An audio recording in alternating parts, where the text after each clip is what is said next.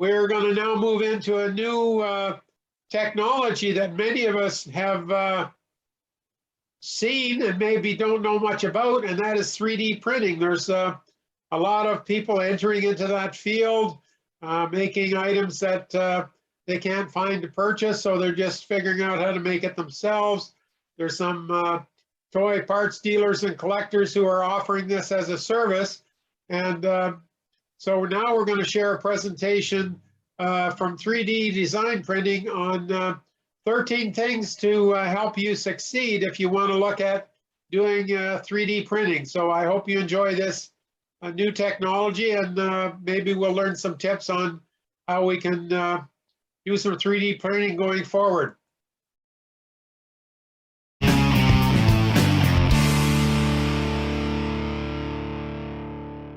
So to come up with these 13 things, I actually conducted a poll with some of my friends who are 3D printer users, as well as some online forums for 3D printing. I've been 3D printing for several years now. I started out with a small little PrinterBot simple metal printer. It cost me about $700 3 or 4 years ago. And now you can get these much larger printers like this one or this one for quite a bit less money, in the $300 to $400 range. And they have a lot more features, and they're a lot larger, and they can do a lot more. But that's because, as with all technology, it comes down in price over time. So nowadays is a great time to get into the 3D printing field, but there's a few things you need to know about it so that you don't think that it's going to be just like Xerox printing or something like that. And that leads us into number 13. The 13th thing I wish I knew is this is a hobby and you need to be patient. So because this is a hobby, you need to treat it like such. I had a friend at work who actually got a 3D printer that he put together with his son, and he said, I'm going into this with the attitude that I know my prints aren't going to come out great, they'll come out okay, and I'll get better over time. I'll tweak things, I'll learn more about it, and I'll treat it like a craft that I'm going to get better at little by little. And I thought that was the best attitude you can have really about 3D printing. This is not at the point where you buy a 3D printer and it's plug and play and you're ready to go right off the bat. That is not the case with this. There's going to be some failures, some struggles, some frustration.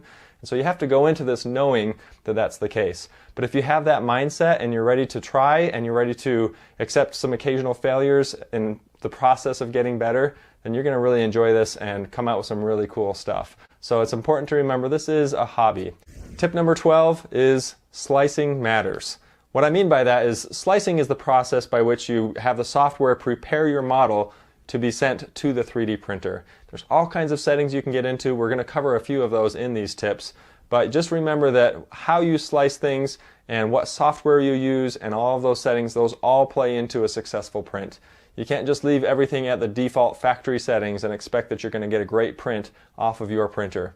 There are different printer profiles, which we'll get into, and there's just so many settings. So feel free to tweak the speed that the printer is moving at, for example, both when it's printing the object itself as well as maybe some supports or bed adhesion or different things like that. You're going to want to tweak things like the resolution and try out what works and what doesn't. You're going to want to tweak the fan speed and make sure that you're getting good bridging. And there's all these cool little things that you can get into and adjust. But that slice that you do makes all the difference. If you don't slice something well, if you don't have your settings primed and tuned for your printer and for the print that you're working on at that time, then you're going to have some frustrating times, and you're just going to have to keep trying until you get that right and figure out what went wrong. Now, just a moment ago I mentioned print profiles, and that's number 11, is print profiles, which are basically a set of settings that you can save. It's a batch of settings that you can save for a particular type of print that you're going for. So for example, you may have a print profile that you're going to save off for working with a flexible material like TPU, and that might be different temperatures, different speeds, different things like that based on that material and what works well with that. You're also probably going to want to have some different settings of quality in your print profiles. Most slicers, like Cura for example, has draft quality and fine quality, and so it has a few different settings there, and basically it's 0.3 resolution, 0.2 and 0.1, and we'll talk a little bit more about that in just a moment. But what that means is this group of settings that you're saving off, you can save that so you don't have to tweak all of those things and go in and manually adjust them all later. You might want to have, I'd say, at least 5 or 6 different print profiles that you're using on a regular basis. So just think of print profiles as a really easy way to save a setup that you've got. Maybe you did something that worked really well and you like that resolution, you like the speed, the heat settings, all of that worked out really well, you got your print to come out the way you wanted it, make sure you save off that print profile so that when you want to come back to that particular batch of settings, that it's already saved, it's right there ready for you. Tip number 10, and a lot of people don't know about this one, is ironing. Ironing is the process of running the hot end over the top layer of whatever it is you're printing to smooth it out. Basically what it's going to do is it's going to leave that hot end heated up to full temperature, and it's going to just smooth everything out. It's basically melting right across the top. And what that does is it tends to give you a nice glossy smooth surface on the top, just like you expect to get on the bottom for the part that's attached directly to the bed, especially if you're using a mirror or a glass bed. Tip number 9 is have a little help from your friends. What I mean by that is that there is a huge community of 3D printing nerds out there like you and me, people who are either getting into this just now or are really advanced and doing some really impressive stuff. A lot of times it's a great way to find out about different upgrades that you can get for your printer, no matter what kind of printer you have, and different things that you may or may not have considered. Alright, so tip number 8 is materials matter. There are lots of different materials, and we call them filaments, what we're using on the 3D printer here. So lots of different filaments that you can use when you're 3D printing. The most common one that you'll see, and what most prints that you're going to see around are made out of, is called PLA. It's basically a plastic type material that's meltable at a certain temperature. PLA is great for most things. In fact, that's what I print just about everything out of, unless I have a special reason to not use PLA. So for regular around the house type of things, it works really great. It's also pretty affordable. You can buy a spool of PLA, which typically comes in a spool of 2.2 pounds or 1 kilogram, and that's roughly about 300 meters of PLA, and that runs anywhere from about $12 or $13 on up to $25, $30 or $40 depending on what you're going to get. Most of the spools that I get are $15 to $20 each, and that will last you quite a ways. You can print a lot with one spool of PLA. So PLA is great for most things, like I say, but some of the reasons you might want to go with a different material are if you need something flexible. So for example, there's a product called Ninja Flex, or there's this stuff which is TPU. You may have heard the term TPU. It's used in a lot of phone cases. If you're buying these kind of soft, squishy, flexible phone cases that protect your phone pretty decently, you can actually print your own phone cases with a 3D printer, and almost every 3D printer can handle TPU pretty well. It's just a matter of adjusting some settings and getting it tuned so that it's going to optimally work for TPU material. Another really common material to print with is called ABS. ABS, I would guess, is probably the second most common material to use for a filament. ABS has some qualities that are really great about it, which are it actually has a higher melting point or melting temperature and lasts longer when it's outside. So if you're going to be printing something that you intend to use outdoors, ABS is likely the way to go. It's not biodegradable, it's going to last a little bit longer, and while it'd be nice if it was biodegradable, you actually want that longevity or that durability that you can get from ABS if you're using something that's meant to last. One of the things that you need to be aware of with ABS, however, is that it is a little bit more brittle than PLA. It's not crazy difference or anything like that, but just something to keep in mind. But the bigger thing is it's more difficult to work with. A lot of times you need to have an enclosure around your 3D printer in order to print successfully with ABS.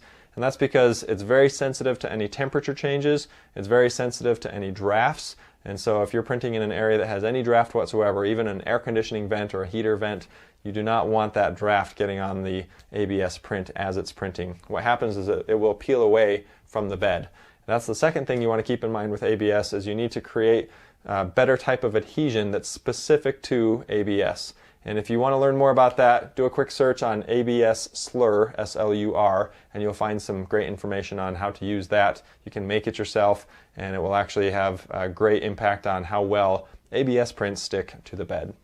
One last one I wanted to talk about that I think is really cool is wood filament. Now, wood filament is not actually wood. I've heard that they actually put sawdust or some material, some actual wood material into it. I'm not sure if that's true. But the fact is, it looks a little bit like wood. It looks really kind of like a beige brown PLA, but it actually can sand and it can accept some stain a little bit, and it has a cool look.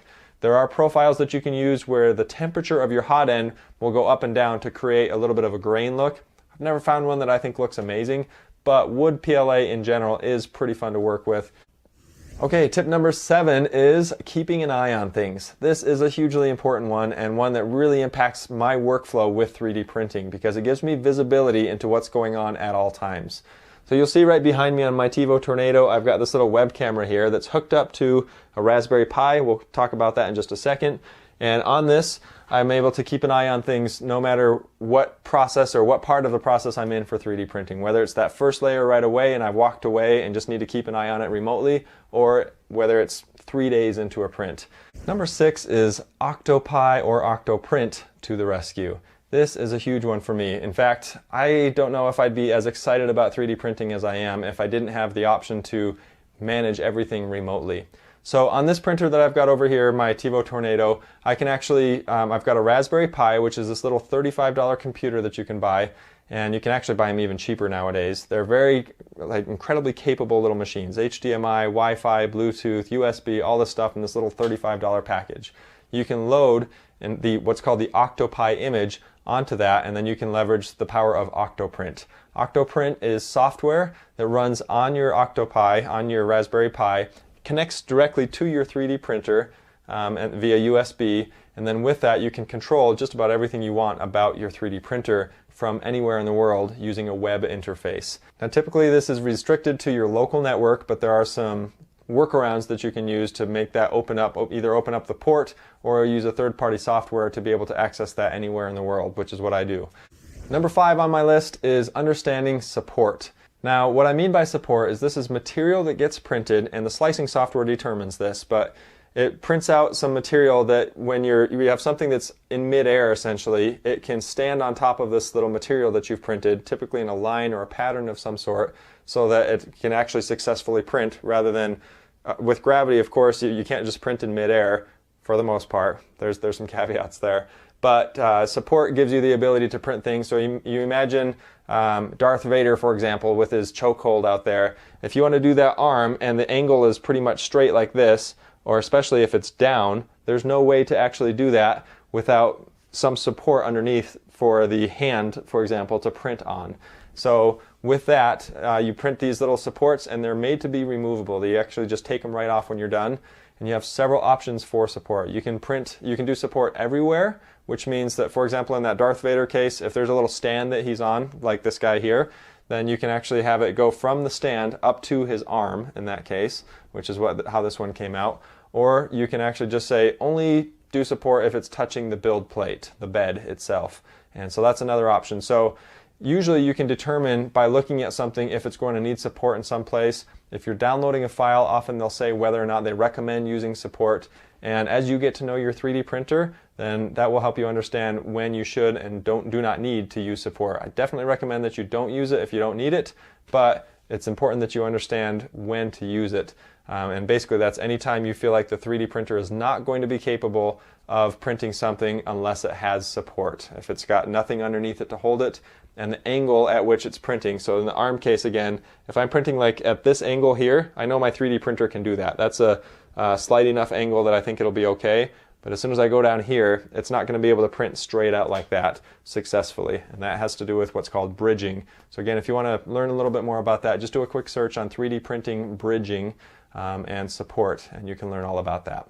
All right, we're getting down there. We're on number 4 now, and number 4 is RAFTS, BRIMS, and skirts. So these are 3 types of bed adhesion options that you can use with your 3D printer. And again, just like many of these things that refer to the print itself or what gets printed, this is something that is determined in the slicing software. So these are options that you can select. You can say I want to use a skirt, I want to use a brim, or I want to use a raft, or nothing at all.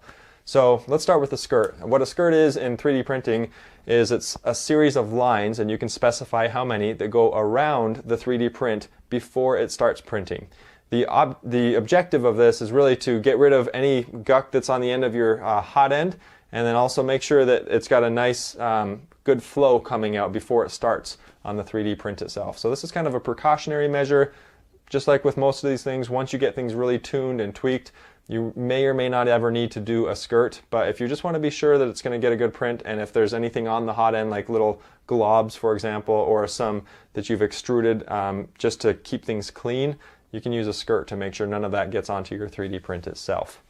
The second thing is a brim. So a brim is similar to a skirt, but imagine that skirt comes all the way into the object itself. So it makes several passes around until it gets to the actual 3D printed object. So if you're printing a can, for example, it'll do circles around until it gets into the can itself and will start printing.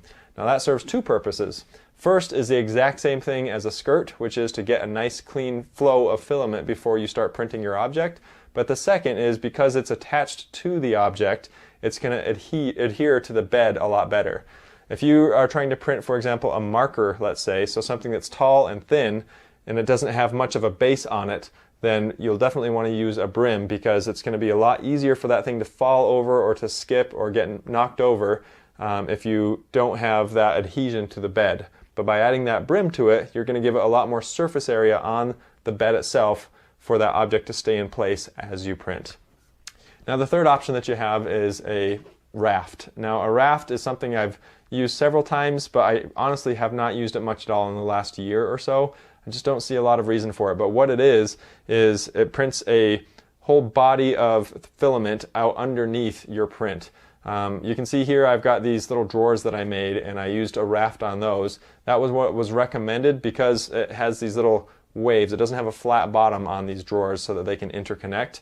One of the things I did notice, however, is that you tend to get kind of a poorer quality of smoothness, I guess, on the bottom of the print when you're using a raft, because it's trying to have the bottom of your print kind of float on top of the raft so that the raft is easily detachable from the object itself. So those are the three types of bed adhesion you can use, and in many cases you really don't need any of them. If you've got a standard object, going back to that little Darth Vader for example, it's got a base on it already, it's got plenty of area, it's not super tall compared to its width, and so I didn't need to do any sort of a bed adhesion, no skirts, no brims, no rafts on that, and it works out just fine. And I think you'll find that's the case with many of your prints, especially once you get the bed nice and clean and you get things nailed down. Now number 3 originally was get sticky, and what I meant by that was making sure to apply some sort of sticky adhesive stuff to the bed of your printer. I'm going to have to recant that somewhat because I actually don't do that anymore. I don't actually put anything, I used to use Aquanet or a glue stick or different things like that on the printer bed. I don't find a need for that anymore because what I found that works best is actually printing on my glass mirror tile here, and I just keep it clean. I just make sure that that temperature is at the right temperature, and you don't need that. I will say, however, that there are times when having that glue stick, for example, or sometimes Aquanet, if you are having trouble getting good adhesion, then that's when it makes sense to put something sticky on there, especially if you've got a situation where you've got something that's having a hard time staying on the bed, or that gets knocked off, or is just for whatever reason just not staying quite as you think it should. With a clean bed, then maybe you can try some of the adhesives like Aquanet hairspray or a glue stick. Now number 2 is print on glass. And the reason I say that is because I've had really good success with using this little mirror. This is a mirror that I got a pack of them, 6 of them from the hardware store for $10. Been using this one mirror tile for over a year now, and it's worked great. And it gives the bottom of my prints a really beautiful smooth finish. It's like, looks like reflective surface. That's how nice it looks on the bottoms. Okay folks, you have made it. We're on finally to number 1, and you deserve a pat on the back or a Snickers or a cookie or something. So treat yourself. You did good. You made it through this long video. We're at number 1, and the reason I left this for last is because this really is the most important thing as far as the success rate of your prints. If you can get this one part nailed, then you're going to have a much higher success rate with each of your prints. It makes all the difference, and that is bed leveling and the first layer squish, or that's what I like to call it. So bed leveling and the first layer squish. What bed leveling refers to is the distance that your bed is away from the hot end, and that could be any portion of the bed, the corners, the middle, or anywhere on the bed itself. So you want to make sure that that's just the right space away so that that first layer goes down nice and smooth. It makes contact, it's not too far away, but it's not squishing way far down and not allowing the material to actually come out the end of the hot end. So one of the ways you can accomplish the bed leveling technique is to actually take a piece of paper and put that underneath the first corner, and usually there's settings on your printer to allow you to go to each of the 4 corners. And so you put that paper under there. If you can pull the paper freely and move it around in between the hot end and the bed, then you need to raise the bed up just a little bit using these little knobs here, and everyone's a little bit different, but most printers have these little knobs that you can adjust, these little dials. And so you want to raise that up to where it's just taut. You want to be able to pull it a little bit, and the paper should be able to move under there, but it should be fairly tight. And then if you got it so tight that you can't move the paper, then you need to lower the bed down a little bit. What that represents is the thickness of the filament itself that's coming out of the hot end. So if you get that distance just right, then you're going to get that first layer to squish onto the bed just nicely, but not so much that it's actually going to preclude the actual filament from coming out of the end. So that's what I mean by first layer squish, is that ideally when you're putting that first layer down, you want that bead of filament to make good contact with the bed and not be too high, not be too low, but you want it to squish just a little bit so that it has that good adhesion to the bed itself. And that kind of refers back to the other tips that we've talked about. So if you have to err on one side or the other, I typically recommend erring on the side of squishing it a little bit too much, because if you do too little, then it might just spit out the string and drag it around and not actually make any connection with the bed, and that's going to be an automatic failure. If you're a little on the low side, you'll still be okay. If you're too flat, then nothing can come out, and that means that your first layer, there really isn't one. It's just going to be kind of just a thin paste of filament on there, and then by the time you get to your second layer, it might not have enough to actually grab onto to be able to extrude the filament there. So those are really important. Once you level a bed, you typically don't have to level it all that often. You're not going to have to level it every print, for example, but over time, and especially if the thing gets moved around or on really long prints or multiple prints, you want to just check to make sure that that setting is still good, that your bed is nice and level, and that distance between your hot end and your bed is just where you need it to be. And with that, your success rate for prints is going to go way higher as compared to having kind of an uncontrolled setup basically with your bed leveling. Okay, well, we hope that you enjoyed some of that information on 3D printing. Anybody have any experience with this technology, or does anyone have a printer? If so, we're happy to learn what you may have experienced so far if you're doing any of this. Oh, we got a bashful bunch here. I don't see anybody coming on, so that's something that maybe in the future we can, if you have anybody who could do a presentation or be interested in the toy chat each month. We're going to start a new routine coming up in September. We're going to go the third Sunday of each month, 8 p.m. Eastern Time. And we're always looking for people to present, and hope we can continue with that a little bit further on while we're still isolated in COVID. So we're always looking for presentations. By the way, I do want to acknowledge and thank George Stock for supporting the show again this year. George has always been a strong sponsor and supporter of our seminars at the Ontario Toy Show, and we want to thank you, George, for your continued support, because we don't have any revenue stream through admissions or through table rentals, so we're kind of scraping the bottom of the barrel with budget in order to fund the virtual side of things. So thank you so much to George.